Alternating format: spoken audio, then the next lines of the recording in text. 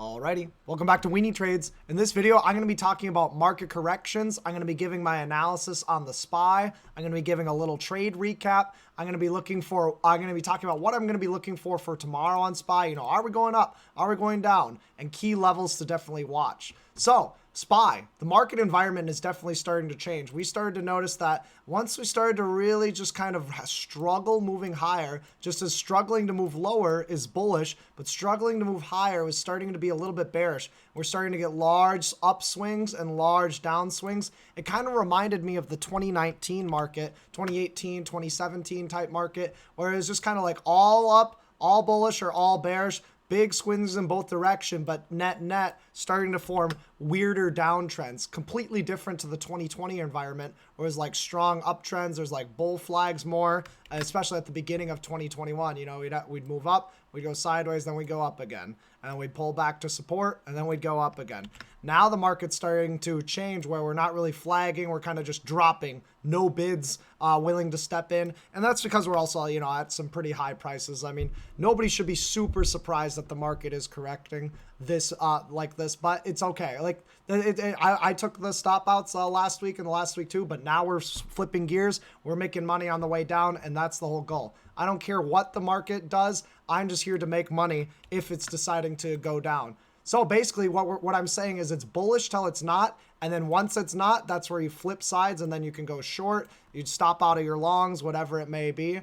But long term, I'm still a bull. Long term, this is nothing but a blip on the radar, nothing but a blip on the radar, nothing but a tiny little red candle on the monthly chart. Long term, no problems. Well, I'm expecting SPY 500, and, you know, just as Warren Buffett says, you know, I don't know about the next 10 months, but I can almost guarantee that in the next 10 years, the market will be higher. So it's bullish till it's not long term, but short term, I'm going to be a bear and make money on the way down. But let's talk about some outlooks for the SPY. So SPY, if we have no gap up or gap down, I'm expecting SPY to come up and test 381. 381, this kind of little this little zone over here, 380 to 381, and I am expecting a rejection. Now after that, you'll have to see it live, whether we're expecting a higher low and higher high, or if we're expecting a lower low or a different downtrend after that 380. So that's the upside move. I do have a slight bullish tilt leading into tomorrow, but that's assuming that we don't gap down. Today was a pretty big down day. We were down quite a bit at the lows on the SPY. If we get a gap down, we're going to be looking for these different support levels. If we get a gap down and we're beneath, you know, hourly beneath 375, that's going to be the key level. It's this bolded green line right here. Hourly beneath 375, and we can see if we're going to retest, you know, 373. If 373 goes, I'm expecting a quick flush down to 370. If 370 doesn't hold, 368 is a level. We'll be navigating the market live as we always do. And then 366 is going to be another support. 365 seems to be a juicy level if we were to get there tomorrow to potentially buy a little bit more of the dip, at least for long-term investments. The trading will get a little bit tricky if there's just extreme fear. I'm going to be looking to buy the dip right around 365. And my ultimate target on this correction for my put spreads, my short positions, is going to be 358, and that represents the old big all-time high. You know, right about here, we hit it, we sold off, we hit it, we sold off, then we formed a nice good breakout from that level. So this is just a former breakout area, you know, 360 give or take. So that's what I'll be looking on the downside. Otherwise, we'll see how we react with that 380 381 area. So let's get into some trade recaps. This morning, I actually shorted the SPY. So the SPY, I pointed out this resistance right over here. You can go ahead and rewatch the live stream. Big flush. Then we started to form this big bear flag. So this big bear flag happened. I went ahead and shorted the SPY. I entered short, and then with the stop loss above the highs, and I just trailed it on down, covered one of my puts right about 379. We made a lower low, but then we bounced viciously. And at about 379.50, I took profits on the second one. So take profits. Remember, we're making money on the way down. Money on the way down. And look, right there, we formed a nice, good new uptrend. I actually went long the SPY. Once we got over these highs, you know, we broke out of this level. We pulled back. And then right as we started to come up over here, I went long on the SPY, just over 381.29 with a stop, 381.29, 381.25 with a stop loss just beneath that pivot. So entered right here, stop loss is right here.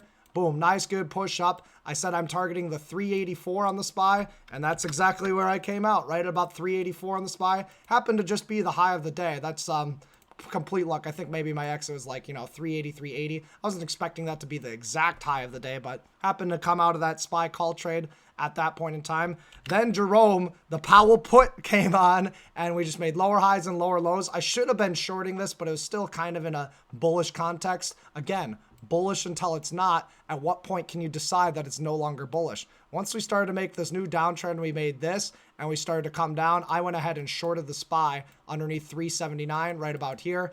We got a nice good back test, move down, lower high, lower low, and I covered that last short trade right about 375.25. Made a quick lower low, and I was like, oh boy, I don't have enough negative deltas. But I was saying that we're expecting a decent rebound at some point in the day. You can't just get away with shorting in the hole. That's why there's these rebounds, because of short sellers trying to stop out or sell the lows. You can't just sell the lows. We got a nice good inverse head and shoulders pattern, nice good breakout, and we closed okay. So we just closed okay, but really not a great day for the overall market. So that was the SPY trade. Another trade that I took today was on Boeing. I just took profits at 237, right on, I said I was targeting the 237 level, took profits on those vertical spreads and a few of shares. So that was Boeing. Glad I came out at 237. That saved quite a bit of money. I took another dip buy on SQ. So SQ today, I went ahead and went long SQ. Nice, good bull wedge pattern. I like this mostly because of the risk to reward, but over 220, I went ahead and went long SQ with a stop loss just underneath 219. And that's just a nice, good, tight stop loss. And I went ahead and took profits at 222. That was a nice little baby 2-minute scalp. Not going to say no to, $100 in 2 minutes. So that was a nice, good, easy one. And then Palantir. Palantir is actually an expense trade for us today. Palantir, I said I like over 25. Well, Palantir dipped down, moved up, pulled back. And as we started to curl up, that's a nice, good cup and handle formation. I went ahead and went long Palantir just over 25. And that was 25.01. I literally bought right up there, and then boom, quick stop out. I said I want to stop out on Palantir right underneath 24.75. So quick stop out. That's okay. That stop out feels like a win. And look at that. Nice, good downtrend after I stopped out. That's why we stopped out. If I hadn't stopped out, I would have lost triple as much money. So that's the whole point of those stop outs, to save you when they're not going well. Then we formed a nice good, 5-minute bull flag right here. Higher lows, lower highs. And then we got this nice good bull break over 25. This time I re-entered Palantir, but only with a quarter size. I wanted to, just make it really light. And I said I was watching the 25.50 level. I came out just a little bit early, 25.40, but 25.50, high of the day is 25.56. That was Palantir. That was a really fun trade the second time around. Super glad I stopped out the first time around, though. Feels like a definite win.